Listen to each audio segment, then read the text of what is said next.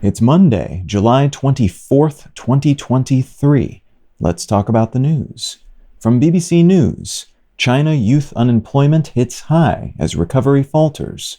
New numbers from China's National Bureau of Statistics show that the jobless rate for 16 to 24-year-olds in urban centers across the country increased to 21.3% in June. That means more than a fifth of people living in cities who are in school and just graduating from school are without work at a moment in which the Chinese economy grew only 0.8% in the 3 months ending in June, an incredibly slow growth rate for a country that has typically averaged closer to 7 to 10% for decades. This is less than ideal news for a country that will see a fresh 11.58 million university graduates enter the job market this year, potentially worsening the problem. From The Guardian, India's ban on rice exports raises fear of global food price rises.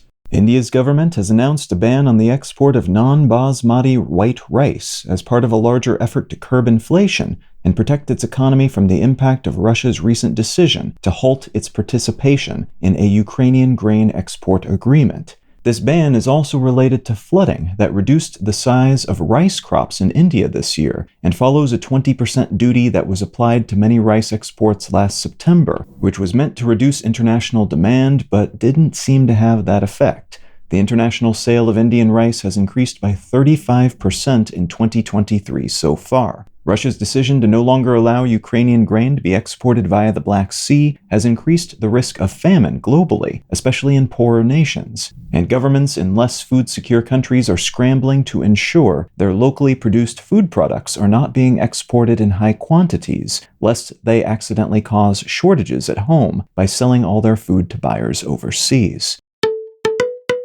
And from the Stanford Daily, Stanford president resigns over manipulated research, will retract at least 3 papers.